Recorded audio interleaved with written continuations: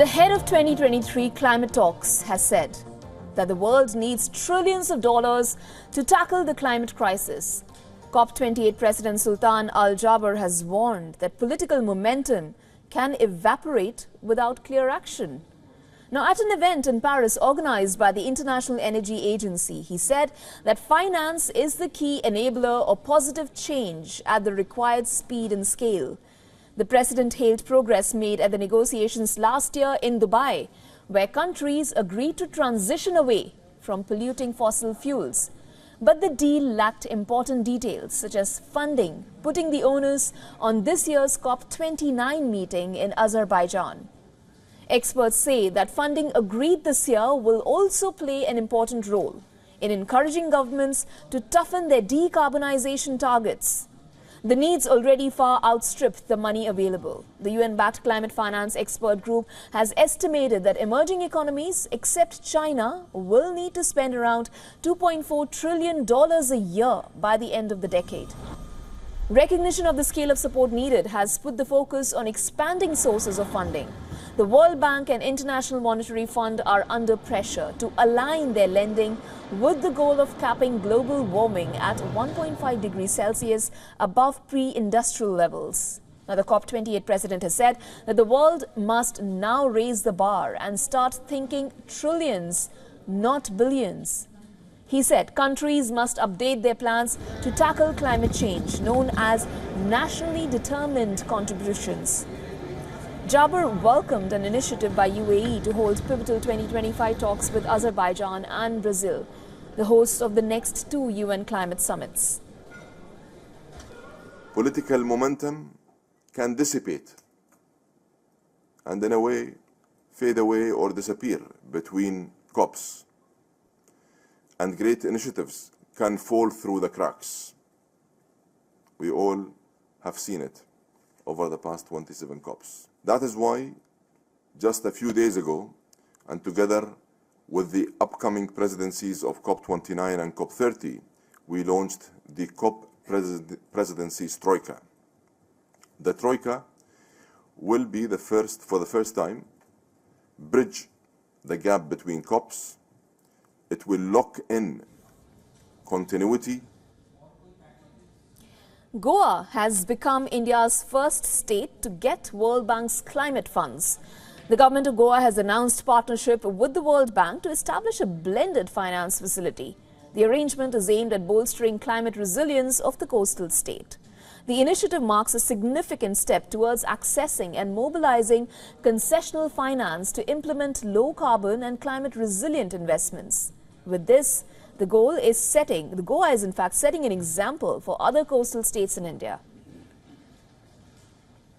India is making huge strides in the response to climate change, with notable wins, especially in renewable energy. And that has positioned the country as a global leader for climate action. We learned quite a bit from India. India is currently the world's fourth largest renewables market and has consistently invested close to $10 billion a year into renewable energy for the past 5 years. Under the framework, the government of Goa signed memoranda of understanding with key financial institutions. The facility is designed to play a dual role. Firstly, it will assist projects with existing funding or established commercial viability to access financing. Second, it will also be used for channeling finance to projects and sectors with no existing funding or unattractive risk or return profiles. The announcement of the blended finance facility was made during the 2024 edition of the World Bank's India Climate and Development Partners Meet. The annual conference is being held in Panaji from February 19th to 21st. In his address at the meet, Goa Chief Minister Pramod Sawant emphasized the significance of resilience in achieving Goa's vision of balance and prosperity. Our Goa State Action Plan for Climate Change from 2023 to 2033 is one of the most concerted plans for upcoming decade in response to climate change. In Sri Lanka, mangrove forests are an immensely valuable coastal ecosystem that thrive at the border between land and sea. But it is under the threat of climate change. Sri Lanka's mangrove regeneration initiative is aimed at bringing these mangrove forests back to life. The initiative is science-driven and co-led by local communities and is focused on restoring the natural balance in the ecosystem. Mangrove forests in Sri Lanka serve as an important bridge between marine and terrestrial biodiversity. Now, the livelihoods of coastal communities in Sri Lanka are therefore highly dependent on them.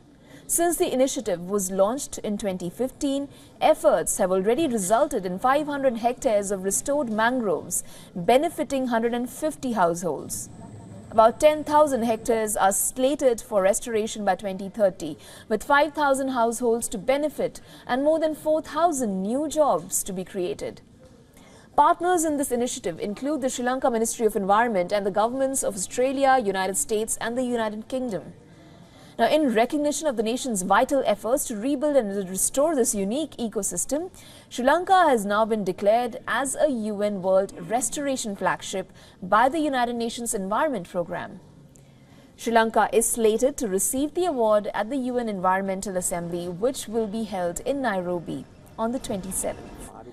The award, highlighting globally significant best practices and methodologies that can potentially serve as a framework for future success across the world.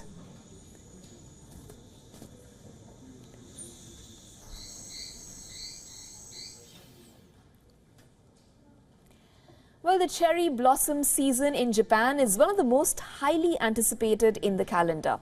This time, cherry blossoms are in full bloom earlier than usual. While it seems like good news, it really is not. The early arrival of the delicate white-pink flowers has raised concerns. Cherry blossoms flowered earlier than usual in various cities in Japan. These flowerings are culturally significant in Japan, where festivals are held to coincide with the blooms. Now, the country's meteorologists have said, in fact, linked this increasingly early blooms to climate change. Tokyo experienced unusually warm weather on Tuesday, with Japan's meteorological agency recording a high of 23.7 degrees Celsius in the center of the Japanese capital.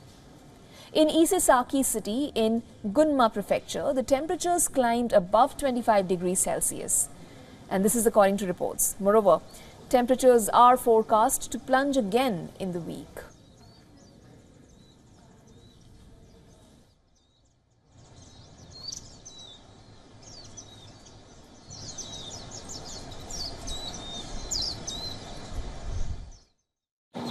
It's pretty warm for this time of year. It's a bit unusual that the weather is warm enough for me to feel a bit sweaty.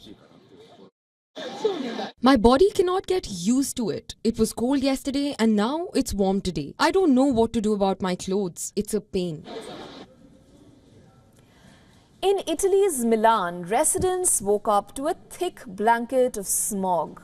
They resorted to wearing face masks outdoors. Some of them suffered from skin irritation and experienced eye discomfort due to the dirty air.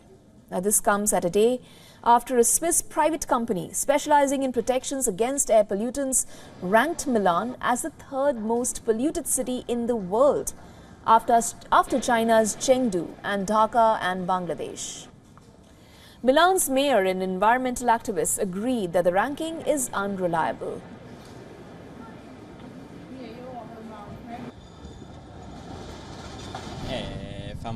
It's disgusting right now. You can really feel it.